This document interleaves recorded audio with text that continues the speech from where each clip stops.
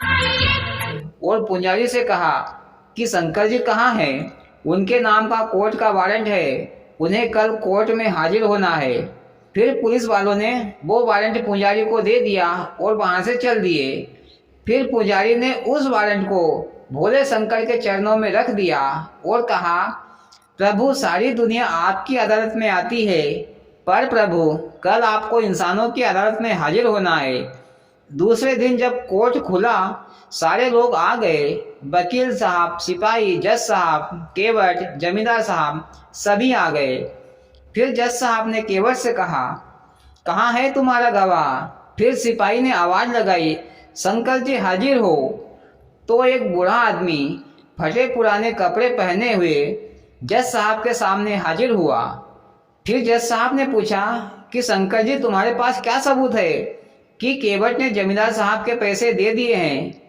तो वह बूढ़ा आदमी बोला, जज साहब, जमींदार साहब के घर की तिजोरी में एक लाल पुस्तक है, उसमें एक पर्ची है जिसमें लिखा है कि केवट ने उसके सारे पैसे ब्याज सहित चुका दिए हैं। फिर जज साहब ने पुलिस वालों से कहकर वो लाल पुस्तक मंगवाई। उसमें एक पर्ची निकली जिसमें लिखा था कि केवट ने पैसे दे दिए हैं और जमींदार साहब के दस्तखत भी थे। फिर जज साहब ने उस आदमी को देखा, पर वहां पर वह आदमी नहीं दिखा। फिर जज साहब ने केवट से पूछा कि ये शंकर जी कौन थे? तो केवट ने कहा कि जज साहब, शंकर जी मेरे प्रभु भोलेनाथ थे। ये बात सुनकर जज साहब को बड़ा झटका लगा और मन ही मन सोचने लगा कि आज मैंने प्रभु को अदालत में बुलाया, मैं स्वयं बैठा रहा और उन्हें खड़े रहकर गवाही दिलवाई। मैं कितना बड़ा पापी हूँ।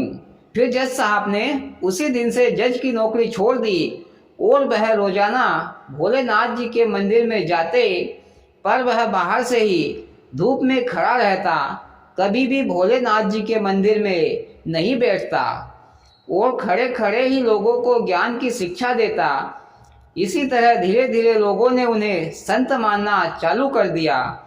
इस प्रकार एक जज साहब भोलेनाथ भगवान के भक्त तथा संत बन गए।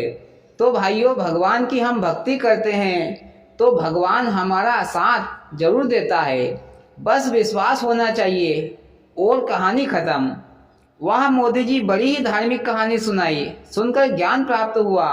और भाइयों, आपको कहानी से क्या शिक्षा मिलती है कमेंट करके जरूर बताना। और भाइयों, आपको कहानी अच्छी लगी हो तो प्लीज़ वीडियो को लाइक और चैनल को सब्सक्राइब जरूर करें। भोलेनाथ सबके साथ।